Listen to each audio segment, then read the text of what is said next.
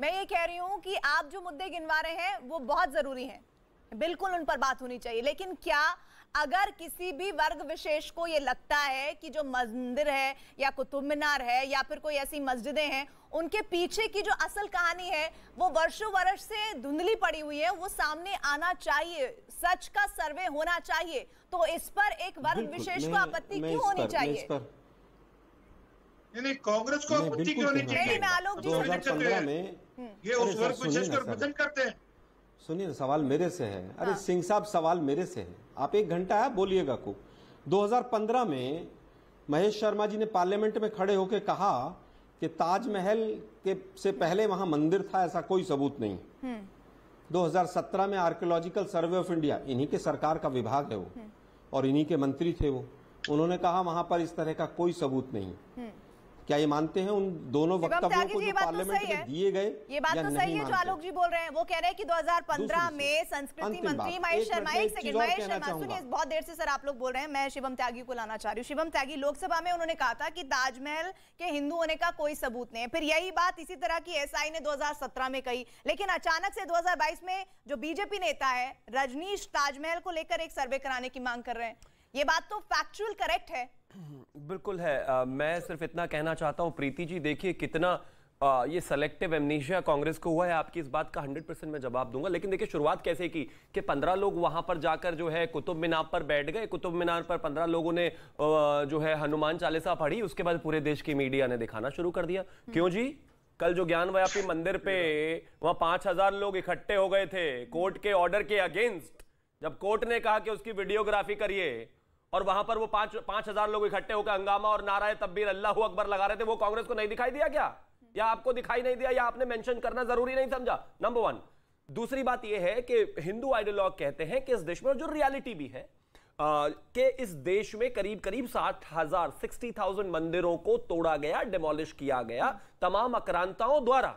मैं कहता हूं कानून के परिदृश्य में अगर कोई भी स्ट्रक्चर लगता है कि कहीं पर कोई परेशानी है, कोई दिक्कत है, तो क्या उस पर सर्वे नहीं हो जाना चाहिए? और क्या कांग्रेस को इसको दर्द होना क्यों चाहिए? और दूसरी बात, क्या आपको नहीं नजर आता काशी विश्वनाथ के बराबर में इंटेंशनली खास तौर पर एक इतने बड़े मंदिर के बराबर में मस्जिद है, मथुरा में आपको नजर नहीं आता, राम मंदिर में आपने नहीं देखा? मैं नहीं कह रहा हूं कि वहां क्या है क्या नहीं है, I am not the right guy to talk about it, but at least अगर उसका सर्वे हो जाएगा तो कांग्रेस को क्या दर्द हो जाएगा उससे?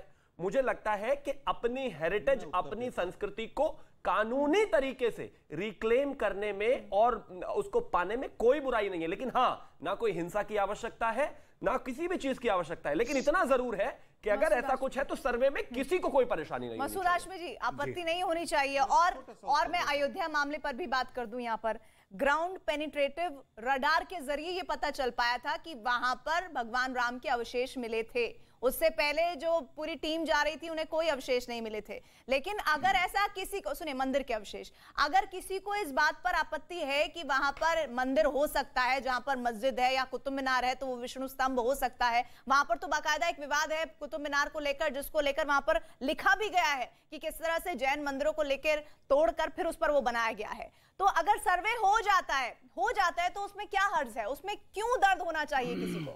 देखिए प्रीति जी, बहुत लंबी फहरिस्त है, बहुत लंबी लिस्ट है जिसपे इस विषय में हम बात कर सकते हैं और आराम से बात कर सकते हैं। मुझे भी बताने की जरूरत नहीं है कि डेमोक्रेसी के जो 4 पिलर हैं उसमें पार्लियामेंट भी है और मीडिया भी है। पार्लियामेंट में 1991 में एक बिल पास हुआ, स्पेशल वर्शिप एक्ट, जिसपे आदरणीय अटल बिहारी वाजपेयी जी ने और एल के आडवाणी जी ने भी हस्ताक्षर किए जब वो वहाँ के एमपी थे, मेंबर थे। और उसमें ये साफ तौर से कहा गया कि 15 अगस्त 1947 तक जिन मजहबी मकामात की जो भी हैसियत थी वो अलावा बाबरी मस्जिद के, चूंकि बाबरी मस्जिद का केस चल रहा था, अच्छा, बाबरी मस्जिद के अलावा वो बरकरार रहेगी। अब ऐसी क्या जरूरत आती है कि बार बार मतलब अब कहने का जो मुझे लगा हिंदुवादी संगठनों ने जो कहना है कि अब सरकार हमारी है, उनका कहना। प्रीति जी सुन लीजिए, एक बात ऐड करना चाहती हूँ, फिर आप अपनी बात को आगे बढ़ाइएगा। अगर 1991 एक्ट, वर्शिप एक्ट की आप बात कर रहे हैं, अगर वो उस एक्ट में ही अमेंडमेंट हो जाता है तब तो किसी को तकलीफ नहीं होगी? नहीं, अमेंडमेंट की जरूरत क्या है ना, अमेंडमेंट क्यों होगा जब एक मतलब या तो यह है कि उस वक्त सरकार ने जोर जबरदस्ती के साथ तमाम लोगों के साथ जोर जबरदस्ती करके इस बिल को पास कराया। अमेंडमेंट की जरूरत क्या है जब यहाँ पर पिछले 74 साल से हिंदू मुसलमान इसी तरह से रहते चले आए हैं।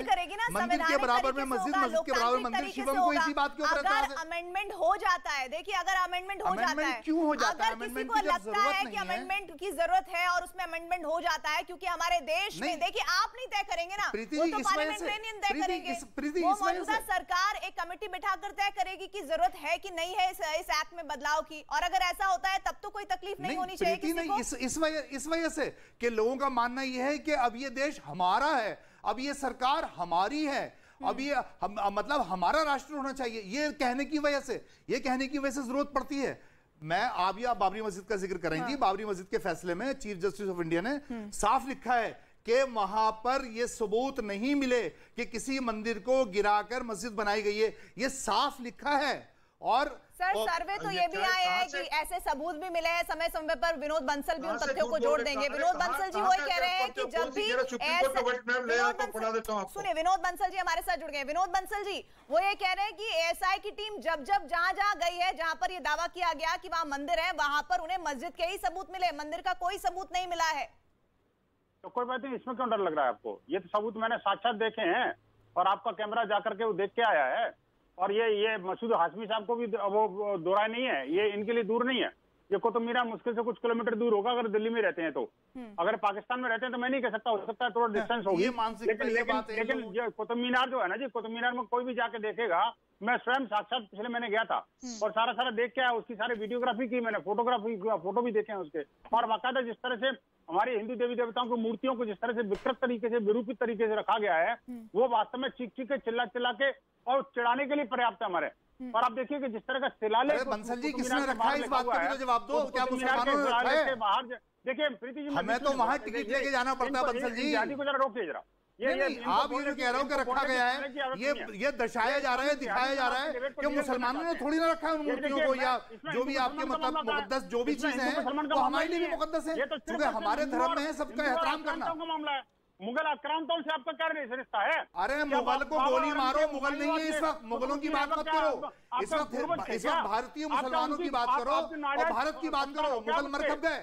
हमें मुगलों से कुछ लेना देना नहीं है। हमने मुगलों को ना अपना भगवान मानते ना अवतार मानते। मुगल जो थे एक शासक थे और वो शासक थे चले गए, उनकी बात खत्म कीजिए आप। विरूपित तरीके से दिखाया गया है, गणेश जी की मूर्ति को उल्टा टांग के दिखाया हुआ है। किसने रखा? वो तथाकथित मस्जिद के जो नाले के पास में गणेश जी को विराजमान किया हुआ है, और जिस तरह से भगवान महावीर, भगवान विष्णु और ये गरुड़ भगवान और ये इस तरह के गणेश जी हैं, ये हनुमान जी को इस तरह से कभी किसी का हाथ टूटा हुआ, कहीं टांग टूटी हुई है, किस तरह से बड़ी विवश तरीके से ये भी बताते चलो किसने किया ये अच्छा नहीं, एक बात इस बात का भी जवाब दे दीजिए मसूद हाशमी जी, इस बात का जवाब दे दीजिए कि आखिर कुतुब मीनार का जो परिसर, उसमें देवी देवताओं की मूर्तियां कैसे हैं, क्यों हैं, क्या वजह है? मैंने आपको बताया वजह बताइए कि भारत की सभ्यता यही थी कि हिंदू मुसलमान एक साथ मिलकर रहते थे। मंदिर के बराबर में मस्जिद, मस्जिद के बराबर में मंदिर होना कोई आश्चर्य की बात नहीं है, ऐसा होता था।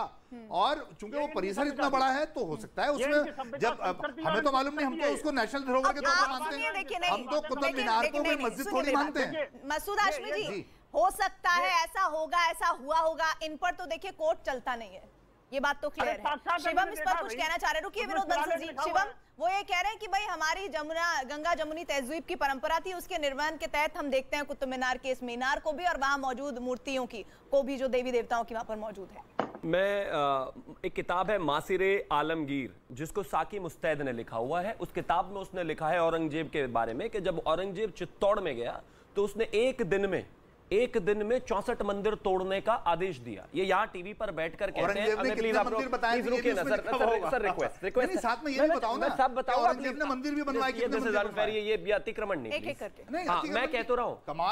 आप एक पहलू दिखा रहे हो, आप दूसरा पहलू बताना, जब आपका जब नंबर आएगा 5 पहलू बताना। आप मुझे एक बताइए तो अच्छा लगेगा ना मुझे, जब आप बता रहे हो। मुझे आपको अच्छा लगाने की आवश्यकता नहीं है। मैं आपको कांग्रेस की तरह अपील करने के लिए थोड़ी ना बैठा हूं यहां। मैं अपने पॉइंट रखूंगा, आप अपने पॉइंट रखिएगा प्लीज। अब मुझे लिए जगह दी वो भी तो बताओ ना। ये अतिक्रमण कर रहे हैं शाहीन बाग की तरह यहां पर, मौका नहीं दे रहे, ये गलत बात है। तक करते रहोगे हिंदू मुसलमान भाई, हिंदू मुसलमान मत करो। ये देश, ये समय बहुत नाजुक है। न्यूसेंस वैल्यू का कोई वैल्यू नहीं, रुक जाइए। चलो आप मुझे अपनी बात रखने दीजिए, आप चिल्लाइएगा खूब। मैं करो, बैठ जाऊंगा, मुझे कोई फर्क नहीं पड़ता। करो, चलो आप बताओ पहले। मैं वही कहता हूं कि ये लिखा गया है औरंगजेब के बारे में कि वो एक दिन में जब वो चित्तौड़ गया उसने 64 मंदिर तोड़ने का आदेश दिया। ये कहते हैं कि मेरा मुसलमानों मतलब खास तौर पर मेरा मुगलों से कोई लेना देना नहीं है जी, वो हमारे नहीं थे, हम इस देश के हैं। अगर मेरे देश के हिंदुओं के हमारे 60,000 मंदिर मुगलों ने तोड़े हैं और मुगल इनके यार नहीं हैं, ये उनको समझते नहीं है, ये उनको अपना कुछ नहीं मानते हैं, तो फिर उन स्ट्रक्चर्स को और एटलीस्ट उनमें से 3 या 4 जो इस देश के हिंदुओं के भगवान माने जाते हैं, उन स्ट्रक्चर्स को आप क्यों नहीं छोड़ देते हैं?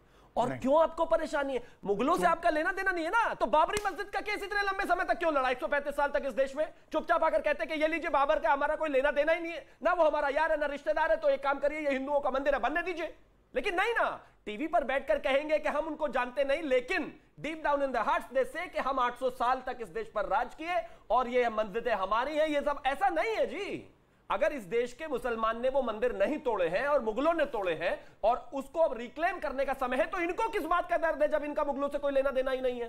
ठीक है, एक छोटा सा कमेंट सर, मैं एक सेकंड आपको जवाब दे दूं मैं। सर एक सेकंड अजीज जी एक बार भी हमारी चर्चा में नहीं है, प्रवक्ता है समाजवादी पार्टी के डॉक्टर अजीज खान जी, राष्ट्रीय धरोहरों पर जो हमारी दुनिया में पहचान का भी कारण है एक हद तक, उन पर सियासत कौन कर रहा है और क्यों कर रहा है? देखिए प्रीति जी, मैं देख रहा हूं बड़ी गंभीरता से चर्चा हो रहा है और सब अपने अपने दावे पेश कर रहे हैं। मैं शिवम त्यागी को भी सुन रहा था।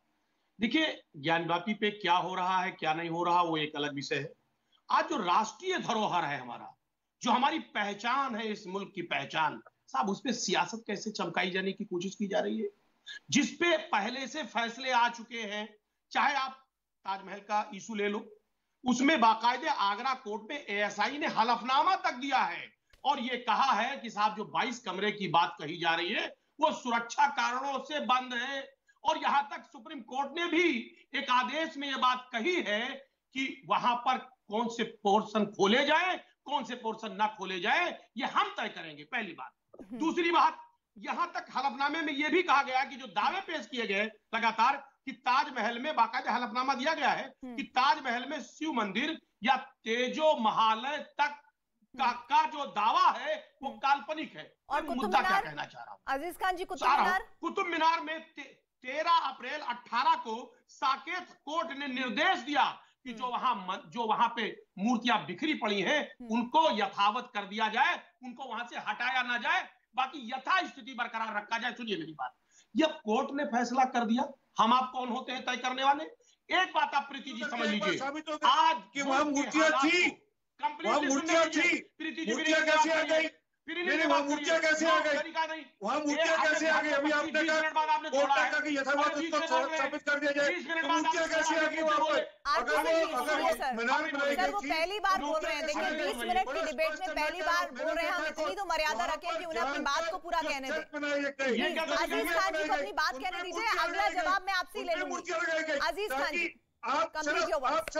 सर एक सेकंड, बात तो पूरी करने तोड़ रहे थे आप, 1.25 मन जनेऊ तोड़ रहे थे हम लोग, 1.25 मन जनेऊ औरंगजेब बोलते थे देश के अंदर, 50 किलो जनेऊ, आप समझ रहे हैं? तब वह नाश्ता करता था ये कहकर कि मुझे इतने लोगों का धर्म परिवर्तन कराना है। ये तो सोच थी। आपका बड़ा धन्यवाद, आपने कहा कि वहां मूर्तियां थी, यही तो जो है उसकी जानकारी दुनिया के सामने जवाब लेने दीजिए। अजीज जी बोलिए।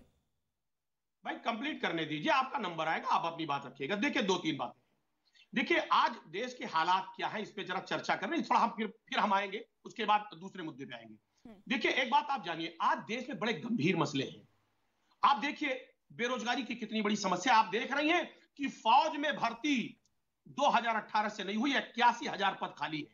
कई जगहों पे प्रदर्शन हुए, लेकिन उस प्रदर्शन को दबाने के लिए आज नए नए मुद्दे उभारे जा रहे हैं।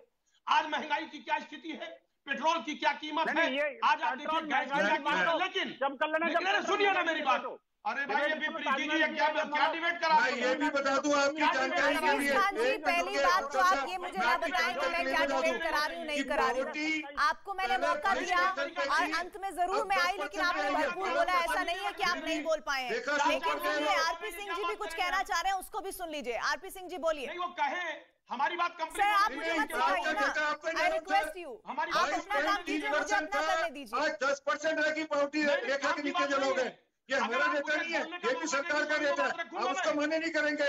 आज हर घर पे नलका पहुंचाया जा रहा है, ये आप मान्य नहीं करेंगे। आज हर घर पे छत दी जा रही है, इसको मान्य नहीं करेंगे। आप 200 करोड़ वैक्सीनेशन भारत में पहले वैक्सीनेशन दिए लोगों को, उसको मान्य नहीं करेंगे। मुझे आप ये नहीं मान्य करेंगे। एक ब्रेक मैं ले रही हूँ, लेकिन अचानक से क्यों